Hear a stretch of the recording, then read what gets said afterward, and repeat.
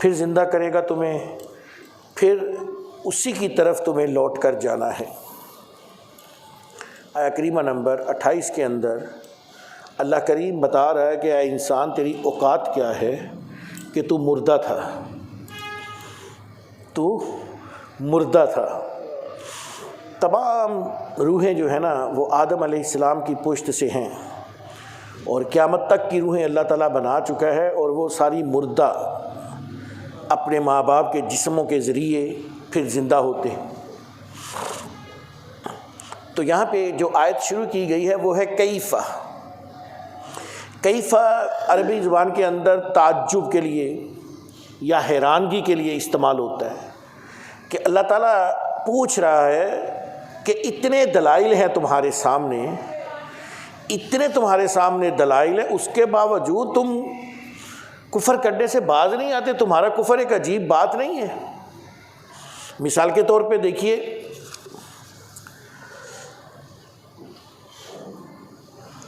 اللہ تعالیٰ نے اپنے بعد جس ہستی کا ذکر کیا ہے وہ والدین ہیں،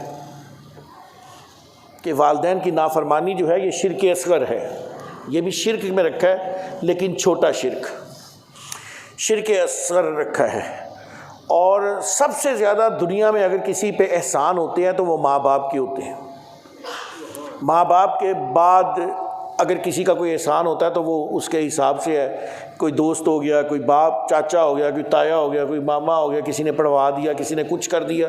لیکن جو احسان ماں باپ کے ہوتے ہیں وہ کسی کے نہیں ہوتے۔ حتیٰ کہ ایک شخص نے پوچھا کہ میں اپنے ماں باپ کا حق ادا کرنا چاہتا ہوں، کیا کروں؟ تو فرمایا گیا کہ ماں کا حق تو کبھی بھی نہیں کوئی ادا کر سکتا، البتہ باپ کا حق ادا کیا جا سکتا ہے۔ البتہ باپ کا حق ادا کیا جا سکتا ہے۔ وہ کس طرح؟ وہ بھی سنیے۔ باپ غلام ہو کسی کا تو اسے آزاد کروا دیا جائے تو باپ کا حق ادا ہو جاتا ہے۔ اور آج کے معاشرے میں باپ غلام کم ہی ہوتے ہیں، غلامی والا دور ختم ہو گیا ہے۔ لہٰذا اگر کسی کے باپ کے اوپر کوئی قرضہ ہو تو وہ قرضہ ضرور اتروا دے اپنے باپ کا، لیکن میں نہیں سمجھتا کہ وہ قرضہ اتار کے یہ سمجھے کہ میں نے اپنے باپ کا حق ادا کر دیا۔ تو سب سے ہر مذہب کے اندر، ہر دین کے اندر ماں باپ کی ناشکری سخت گناہ ہے، اور ماں باپ کا احسان کوئی نہیں اتار سکتا۔ ماں باپ کی نافرمانی سخت گناہ ہر دین کے اندر، اور ہمارے دین کے اندر بھی۔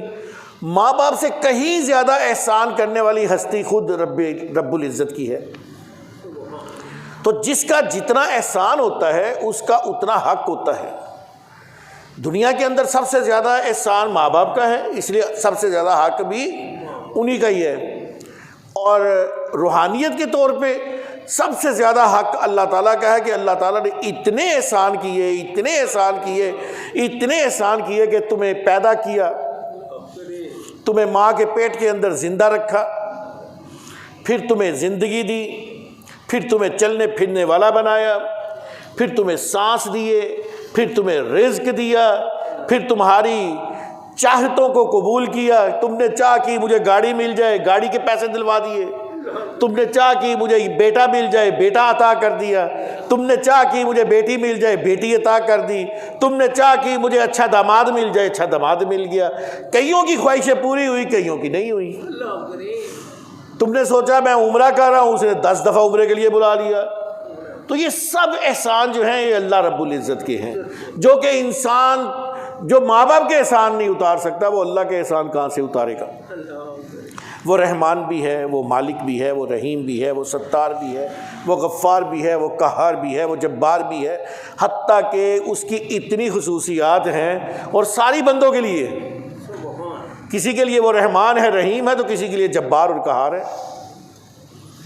کسی کو وہ اتنے گناہوں پر بھی اس کو چھپا لیتا ہے، اس کے اوپر ستاریاں کرتا ہے، اور کسی کی ذرا سی گناہ کو سب کے سامنے لا کے رکھ دیتا ہے۔ یہ اس کے کمال ہے، وہ کچھ بھی کرتا ہے۔ دو جگہ پہ موت کا ذکر اور آیا ہے کہ تم کیسے کفر کرتے ہو حالانکہ تم مردہ تھے۔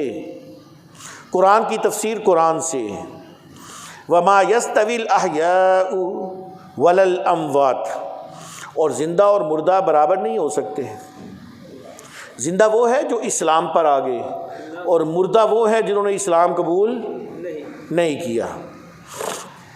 یہ ہمارے جو دوسرے بھائی ہیں وہ سورہ نمل کی آیہ کریمہ نمبر 80، سورہ نمل کی آیہ کریمہ نمبر 80 اکثر سنا کے ہمارے لوگوں کو اپنے پاؤں کے نیچے سے زمین نکالنے کی کوشش کرتے ہیں کہ اے محبوب تم مردوں کو نہیں سنا سکتے، اے محبوب آپ مردوں کو نہیں سنا سکتے۔ دیکھا قرآن میں لکھا ہوا ہے جی آپ مردوں کو نہیں سنا سکتے، آپ قبروں پہ کیا لینے جاتے ہیں؟ یہ آیت سنا کے اس کے بعد یہ کہا جاتا ہے کہ دیکھا قرآن میں لکھا ہوا ہے، نبی کو کہا گیا ہے کہ آپ مردوں کو نہیں سنا سکتے۔ یا تو آپ قرآن پڑھتے نہیں ہیں یا پڑھتے ہیں تو ڈنڈی مارنے سے باز نہیں آتے۔ پہلی بات میری سوال کا ذرا دھیان سے کوئی بچہ بھی یہ جواب دے گا کہ کیا نبی علیہ الصلوۃ والسلام جو قبر میں کافر جا چکے تھے، کافر مشرک جو مر چکے تھے اور قبروں میں جا چکے تھے، کیا حضور ان کو تبلیغ کرنے آئے تھے؟ بولیے کن کو تبلیغ کرنے آئے تھے؟ جو زندہ تھے، جو دنیا کے اوپر موجود تھے، جو دنیا کے اوپر موجود تھے ان کو کرنے آئے تھے۔ اور پہلے پارے کے شروع میں کہا صم بکم عمی فہم لا یرجعون، یہ تو مردے ہیں جو نہ سن سکتے ہیں، نہ بول سکتے ہیں، نہ دیکھ سکتے ہیں۔ یعنی جو قرآن کو سمجھ نہیں سکتا، جو حضور کی ذات کو سمجھ نہیں سکتا، اس کو مردہ کہا گیا ہے۔ فرمایا ان مردوں کو چھوڑ دو، آپ نے اپنا کام پورا کر دیا ہے، آپ نے ابو جہل کو تبلیغ کر دی ہے، ابو لہب کو تبلیغ کر دی ہے، اب یہ مردے ہیں ان کو چھوڑیے۔ تو قرآن کہہ رہا ہے زندہ اور مردہ برابر نہیں ہو سکتے، یعنی کافر اور مسلمان برابر نہیں ہو سکتے، عالم اور عام بندہ برابر نہیں ہو سکتے، امام اور مقتدی برابر نہیں ہو سکتے، تو حضور کے ساتھ برابری کرنا ہے۔ استجیبوا للہ وللرسول، استجیبوا للہ وللرسول اذا دعاکم لما یحییکم، سورہ انفال۔ اللہ اور رسول جب تمہیں ابدی زندگی دینے والی چیز کی طرف بلائیں تو فوراً حاضر ہو جاؤ۔ اب مرتے تو ہم سارے ہی ہیں، مسلمان بھی مرتے ہیں، کافر بھی مرتے ہیں، یہودی بھی مرتے ہیں، قادیانی بھی مرتے ہیں۔ یہ جی بلاک جائیں، پہلا قبرستان مسلمانوں کا ہے، اگلا قبرستان قادیانیوں کا ہے، پتہ نا سب کو۔ ادھر سے جاتے ہوئے پہلا قبرستان مسلمانوں کا ہے، اگلا قبرستان قادیانیوں کا ہے۔ جتنے بھائی وہاں سے گزرتے ہیں یقیناً وہ کہتے ہوں گے السلام علیکم یا اہل القبور، اور جب جو ہی وہ قبرستان اگلے کے پاس پہنچتے ہوں گے کہتے ہوں گے لعنت تہاڈے تے۔ کی خیال ہے کہ تسا ساڈے نبی نو آخری نبی نہیں مننے، اس لیے تہاڈے تے لعنت، لعنت اللہ علی الکاذبین، جھوٹیاں دے لعنت، قادیانی جھوٹے نے تو جھوٹوں پہ لعنت۔ کیا خیال ہے؟ اگر ہم مردوں کو سنا نہیں سکتے تو اللہ تعالیٰ ہمیں کوئی ایسی چیز نہیں دیتا جو عقل سے ماورا ہو۔ ہمیں نبیوں کو دیتے ہیں، نبیوں کو بے شمار ایسی چیزیں دی ہیں جو عقل سے ماورا ہے، عقل سے بلند اور بالا ہے، اور اس کے اوپر اگر ہم اپنی عقل دوڑائیں گے تو ہم فیل ہو جائیں گے۔ لیکن ہمیں کوئی ایسی چیز نہیں اللہ دیتا جو عقل سے ماورا ہو۔ مثال کے طور پہ تم قبرستان جاؤ، کہو السلام علیکم یا اہل القبور، اور پھر تم کو ہے نا کسی سنیا ہی نہیں، اور سنیا نہیں تو کتا کیوں مجھے، سنیا نہیں تو سلام کتا کیوں مجھے۔ تو اللہ اور رسول تمہیں اس زندگی کی طرف بلائیں۔ ہم کہتے ہیں قبر میں جا کے انسان زندہ ہو جاتا ہے، وہ کہتے ہیں اچھا زندہ ہو جاتا ہے تو پھر یہ باہر کیوں نہیں آتا، اس کا اندر سانس نہیں گھٹتا، تہاڈا بابا اندر مر جائے گا تو باہر کڈو، تسی کہندے ہو زندہ ہو جائے گا، ایسی بکواس کرتے ہیں۔ بات یہ ہے کہ آپ قبر کی زندگی کو سمجھے ہی نہیں، قبر کی زندگی کو اس زندگی سے نہ ملائیے۔ اگر ملانا ہے تو پھر آپ یہ بتائیے کہ عیسیٰ علیہ السلام کہاں ہیں؟ اللہ تعالیٰ کہتا ہے میں نے زندہ اٹھایا ہے۔ اللہ تعالیٰ کیا فرماتا ہے؟ میں نے زندہ اٹھایا ہے۔ تو عیسیٰ علیہ السلام کہاں ہیں؟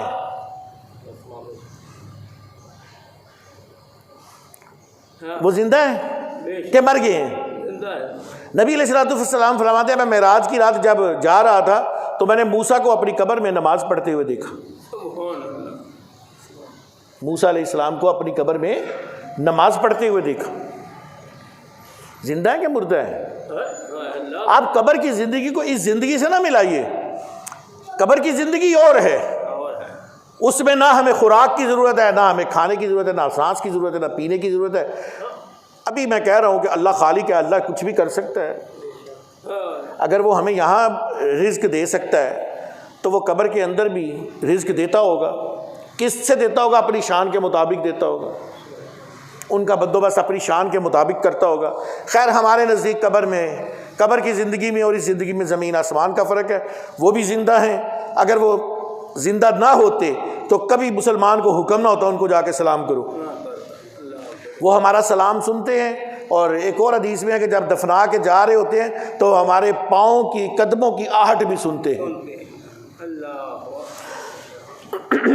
تو اللہ اور رسول جب تمہیں، اب قرآن کہہ رہا ہے اللہ اور رسول تمہیں اپنی طرف بلائیں، یہ کہتے ہیں نہیں صرف کہو اللہ تمہیں اپنی طرف بلائے، قرآن کہتا ہے اللہ اور رسول تمہیں اپنی طرف بلائیں۔ میں نے اس لیے سورت کا حوالہ بھی دے دیا، آیت بھی پڑھ دی، اگر کسی کے ذہن میں ذرا سا بھی کھٹک ہو وہ جائے آیت نکال لے اور ترجمہ چیک کر لے۔ استجیبو، اللہ کا حکم، اللہ بلائے، للہ اللہ وللرسول اور اس کا رسول، ترجمے میں واضح لکھا ہوا ہے اللہ اور رسول، کس کی طرف؟ ابدی زندگی کی طرف۔ تم کہتے ہو مر جاتے ہیں، قرآن کہتا ہے ان کی زندگی ابدی ہو جاتی ہے۔ جو اللہ اور اس کے رسول کے ہو جاتے ہیں ان کی زندگی ابدی ہو جاتی ہے، وہ مرتے ہی نہیں ہیں، ان کو فنا ہی نہیں ہوتا۔ وہ تو یہاں سے مرنا ہے، ہر کسی نے مرنا ہے، یہاں تو ہر کسی نے مرنا ہے۔ مر کے پہنچنا کہاں پہ ہے؟ قبر میں۔ قبر پہلی منزل ہے، امتحان گاہ، پہلا پرچہ وہاں ہو جا کے ہونا ہے، دوسرا پرچہ حشر کے میدان میں ہونا ہے، تیسرا پرچہ پل صراط پہ ہونا ہے۔ تین پرچے آؤٹ ہوئے پرچے، ہم نہیں تیاری کرتے، جو نہیں آؤٹ ہوئے ان کی تیاری کرتے، ان کی ٹکا کے تیاری کرتے دن رات۔ لیکن کمال دیکھیے جو آؤٹ نہیں ہوئے اس میں فیل ہونے کے بعد پھر چانس ہے۔ اللہ نہ کرے کوئی میٹرک فیل ہو جائے وہ پھر پیپر دے سکتا ہے، ایف اے فیل ہو گیا پھر پیپر دے سکتا ہے، 10 دفعہ دے سکتا ہے، 20 دفعہ دے سکتا ہے، جنہیں دیر ہوتی ہمت دیتا رہے۔ ادھر پیپر بتا دیے یہ پیپر ہے تیرے، لیکن یہ بھی بتا دیا دوبارہ کوئی نہیں جو ہونے، ایک کوئی چانس جو last chance, first and final chance, اس کے بعد کوئی چانس نہیں ہے۔ آگے آئیے آیہ کریمہ نمبر 29 کے اندر، هو الذی خلق لکم ما فی الارض جمیعا ثم استوى الى السماء فسواہن 7 سماوات وهو بكل شیء علیم۔ وہی ہے جس نے پیدا کیا تمہارے لیے وہ سب کچھ جو زمین میں ہے، پھر توجہ کی آسمان کی طرف تو ٹھیک 7 آسمان بنا دیے، اور وہ خوب جاننے والا ہے ہر شے کے بارے میں، ہر شے کا علم رکھتا ہے، وَهُوَ بِكُلِّ شَيْءٍ عَلِيمٌ۔ اس سے پہلے جو آیہ کریمہ نمبر 28 تھی اس کے اندر اللہ تعالیٰ نے اپنی پہلی نعمت کا ذکر کیا کہ انسان کو زندہ کیا، مرے ہوئے کو زندہ کیا۔ وہ ایک نطفہ تھا، گندا نطفہ تھا، اس کو زندہ کیا۔ ایک نطفے تھے، اگر ہم اپنی اوقات دیکھیں تو ہماری اوقات یہی ہے کہ ہم ایک گندے نطفے سے پیدا کیے گئے ہیں، اور یہ کس نے کیا ہے؟ اللہ کریم نے۔ ہمیں شکل کس نے دی؟ اللہ تعالیٰ نے۔ ہمیں جتنی بھی عقل جس کو جتنی دی اللہ تعالیٰ نے دی ہے۔ تو یہ پیدا کیا پہلا، اس میں یہ تھا اس سے پہلی آیت جو میں نے ابھی آپ کے سامنے رکھی۔ اب جب بندے کو پیدا کر دیا جاتا ہے تو پھر اس کو بہت ساری چیزوں کی ضرورت پڑتی ہے، اس نے زندہ رہنا ہے۔ فرمایا جا رہا ہے کہ تم رب سے کیوں کر منہ موڑو گے؟ جس نے تمہیں کسی بھی حال میں بے سر و سامان نہیں چھوڑا. تم ماں کے پیٹ میں تھے تو وہاں بھی تمہارے لیے رزق کا انتظام ہو رہا تھا. ہو رہا تھا کہ نہیں ہو رہا تھا؟ تمہاری خاطر زمین بنا دی، آسمان بنا دیے، چاند بنا دیے، تارے بنا دیے، سورج بنا دیا، اور ہر قسم کا رزق بنا دیا. یہ تو تھا جسم، یہ جسم کی چیزیں تھیں. اور تمہاری روحانی تسکین کے لیے کہ تم بھٹک نہ جاؤ، ہر دور کے اندر نبی بھیجنے شروع کر دیے. یعنی تمہیں بنا کے ادھورا نہیں چھوڑا، تمہیں بنا کے آوارہ نہیں چھوڑ دیا، تمہیں بنا کے یہ نہیں کہا جا دفعہ ہو جو مرضی کر، نہیں، بلکہ تیری اصلاح کے لیے انبیاء بنا دیے، راہبر بنا دیے، اور یکے بعد دیگرے بے شمار انبیاء آتے رہے. اور پھر تیرے اور میرے کریم آقا محمد مصطفیٰ صلی اللہ علیہ وآلہ وسلم بھی تشریف لائے. تو اللہ تعالیٰ نے تنہا نہیں چھوڑا. اصل میں یہ آیہ کریمہ جو ہے وہی ہے جس نے پیدا کیا تمہارے لیے وہ سب کچھ جو زمین میں ہے. اس میں مشرکوں کو ایک اشکال تھا کہ کیسے ہو سکتا ہے ہم مر جائیں گے، مرنے کے بعد انسان کے اجسام بوسیدہ ہو جائیں گے، پھر مٹی میں مل جائیں گے، پھر زلزلے آئیں گے، آندھیاں آئیں گی، طوفان آتے ہیں، ہمارے ذرات بکھر جاتے ہیں، مٹی کہیں کی کہیں پہنچ جاتی ہے، آندھی کے ذریعے مٹی کہیں کی کہیں پہنچ جاتی ہے. اب ایک انسان کو واپس اسی صورت میں لانا کیسے ممکن ہوگا، کس طرح ممکن ہوگا؟ تو اللہ تعالیٰ نے کہا کہ جس طرح میں نے چیزوں کو پیدا کیا، میں نے صرف توجہ کی آسمان بن گئے، توجہ کی زمینیں بن گئیں، اسی طرح میں دوبارہ توجہ کروں گا. اور کوئی بھی چیز پہلی دفعہ بنانی مشکل ہوتی ہے. مثال کے طور پہ جب بلب بنا نا، ایڈیسن نے بلب بنایا تو پہلی دفعہ اس نے بڑی محنت کی ہوگی. جب بن گیا نا، پھر اس کے بلب کو دیکھتے ہوئے آج دنیا کی بے شمار کمپنیاں جو بلب بنا رہی ہیں، کوئی بنا رہی ہے یہ سیور ہے، یہ اس سے زیادہ انرجی سیو کرے گا، یہ اس کمپنی سے زیادہ آپ کو انرجی سیو کر کے دے دے گا. لیکن جس نے پہلا بنایا تھا نا، اس کے لیے بڑی مشکل تھی. پہلی دفعہ چیز بنانا مشکل ہوتی ہے، تو جس کے لیے پہلی دفعہ نہ مشکل ہو، دوبارہ کیسے اس کے لیے مشکل ہو سکتی ہے؟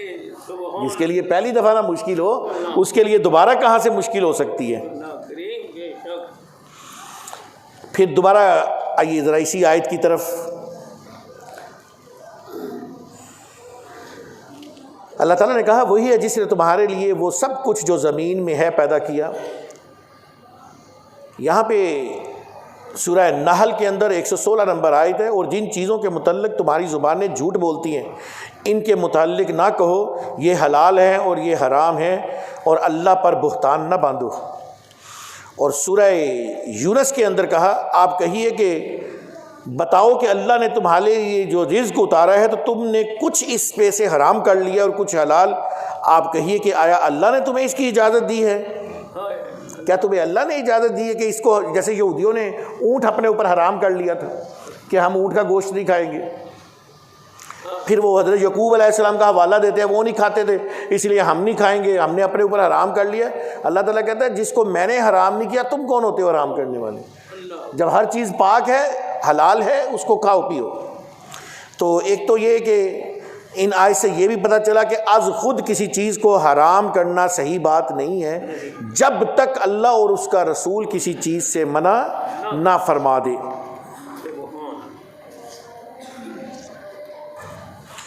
اور بالکل اسی طرح سے ایک آخری بات سنیے گا.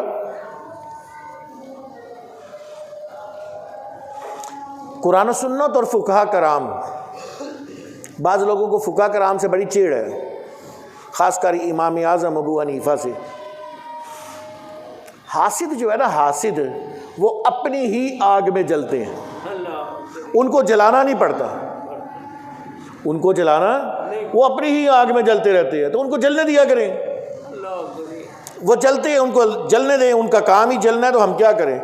قرآن و سنت اور فقہ کی آراء کے مطابق احکام میں اصل اباحت ہے، اور قرآن و سنت میں جن کاموں کا فرض، واجب، حرام یا مکروہ نہیں قرار دیا گیا ان کے کرنے یا نہ کرنے کا اختیار دیا گیا ہے.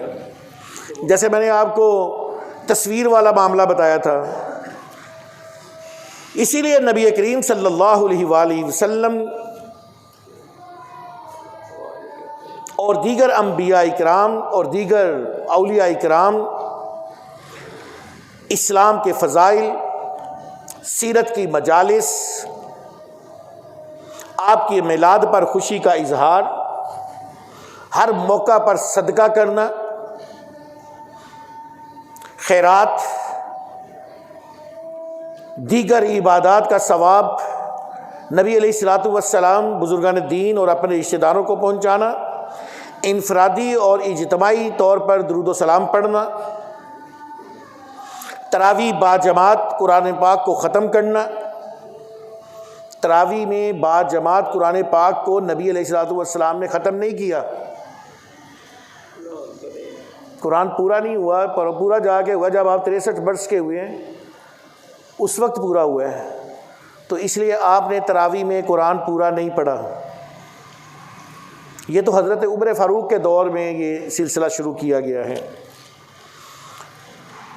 قرآن پر سورتوں کا نام اور آیتوں کی تعداد لکھنا، پاروں کے حساب سے قرآن پاک کو تقسیم کرنا، مسجدوں میں محراب اور منبر بنانا، واعظ اور نصیحت کے لیے جلسوں کا انتظام کرنا، نبی علیہ الصلوۃ والسلام اور صحابہ کے ایام میں جلوس نکالنا، ان کے ذکر کی مجلسیں سے جانا، دینی مدارس کے سالانہ جلسے کرنا، ختم بخاری کرنا اور اس طرح کے دوسرے امور، ان کا کہیں پہ بھی قرآن میں ذکر نہیں ہے، ذکر آیا ہی نہیں ہے ان کا۔ جب ذکر آیا ہی نہیں ہے تو پھر منع بھی نہیں کیا گیا اور حکم بھی نہیں دیا گیا۔ آپ ان میں سے کچھ چیزیں کر لیتے ہیں، کچھ چھوڑ دیتے ہیں۔ مثلا آپ سیرت کی محفل سجا لیتے ہیں، میلاد کی محفل آپ کو چبھتی ہے۔ آپ اپنے بزرگوں کو، وہ 2008 میں 5 اکتوبر کو آیا تھا زلزلہ، 5 اکتوبر کو آیا تھا، ہم پڑھے ہیں تو کہیں جائز نہیں ہے۔ مولوی صاحب کھڑے ہو کے کہہ رہے ہیں یار 12 دفعہ قل هو اللہ پڑھو، میں زلزلے دے جڑے میرے فوت ہوئے نے میں انہاں نوں ہی سالے ثواب کرنا ہے۔ جنازے کے بعد دعا جائز نہیں ہے، لیکن بڑے مشہور مولوی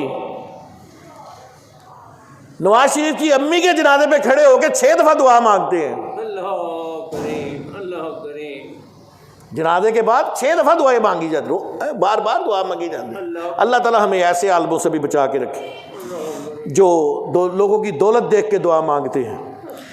اب ختم بخاری بڑے بڑے اشتہار لگتے ہیں، ختم بخاری ختم بخاری ختم بخاری، اور امام بخاری کہیں بعد میں آئے، پھر ان کی کتاب مکمل ہوئی، پھر آج 14 صدیوں کے بعد ان کی کتاب پڑھا کے ختم بخاری کہا جاتا ہے۔ ہم پوچھتے ہیں قرآن میں کہاں ہے تو پھر کیا کہتے ہیں؟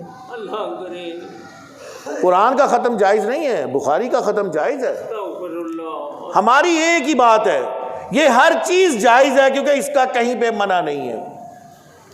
یہ جتنی میں نے نام بولے ہیں نا، یہ سب ہمارے نزدیک جائز ہیں۔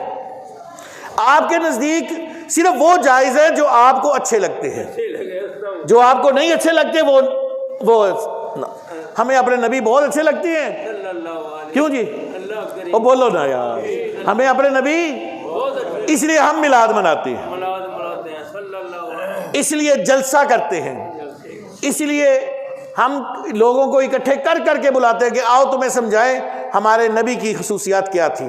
اور اسی سلسلے میں انشاءاللہ تعالی العزیز جمعرات کو 27 رجب کو، جمعرات کو 27 رجب کی شب ہوگی، اس جمعرات کو بعد نماز عشاء انشاءاللہ تعالی محفل کا اس مسجد میں ہر سال کی طرح انتظام کیا گیا ہے۔ بڑے بڑی مسجدوں میں یہ بند کر دیا گیا ہے۔ اب میں کئی دفعہ کہا کرتا ہوں، دیکھو میں اہل تشیع کے ساتھ بھی بیٹھتا اٹھتا ہوں، میرا شعبہ کچھ ایسا ہے، میں ہر کسی کے ساتھ اٹھتا بھی ہوں بیٹھتا بھی ہوں، سب سے ملتا ہوں، سب سے باتیں پوچھتا ہوں۔ تو میرے اہل تشیع دوست بتاتے ہیں کہ یہ جو صحابہ کو گالیاں نکالتے ہیں یہ لوگ ہم میں سے نہیں ہیں، ہم تو صحابہ کی قدر کرتے ہیں، عزت کرتے ہیں، تو جو صحابہ کی عزت کرتا ہے ہم اس کے ساتھ ہیں، جو صحابہ کی عزت نہیں کرتے ہم ان کو اچھا نہیں سمجھتے. تو میں ہر قسم کے لوگوں میں بیٹھتا ہوں الحمدللہ. تو بھائی بات یہ ہے کہ کچھ کو ماننا اور کچھ کو نہ ماننا یہ ہمیں آپ کی سمجھ نہیں آتی. یہ ہمیں آپ کی سمجھ نہیں آتی. آپ کہیں اپنے بچوں کو بٹھا کے سب کو بٹھا کے کہیں اوئے ہوئے اے حسین، اوئے حسین آپ مر گئے، ہائے حسین. کہاں مر گئے حسین؟ تمہاری سوچ بھی نہیں ہے کہ حسین کس شان سے زندہ ہے. تمہاری سوچ بھی نہیں ہے. ایک تو سوچ ہوتی ہے نا، تم لوگوں کی سوچ بھی نہیں ہے کہ حسین کس انداز میں زندہ ہے. تو اگر ہم محافل ہی نہیں سجائیں گے، اپنے بچوں کو بتائیں گے نہیں کہ حسین وہ کردار تھا جو 72 ہوتے ہوئے ہزاروں کے سامنے اکیلا کھڑا ہو گیا تھا، تو ہمارے بچوں کے اندر کیسے جذبہ آئے گا؟ ہم بتائیں گے نہیں کہ معراج کی رات کیا ہوا تھا، تو ہمارے بچوں کو کیسے پتہ چلے گا معراج کیا ہے؟ ہم بتائیں گے نہیں. میلاد کے حوالے سے آئے گا تو انشاءاللہ میں بتاؤں گا کون کون سے صحابی اپنے بچوں کو بٹھا کے حضور کی ولادت کے تذکرے کیا کرتے تھے. آپ آج ہمیں منع کرتے ہیں.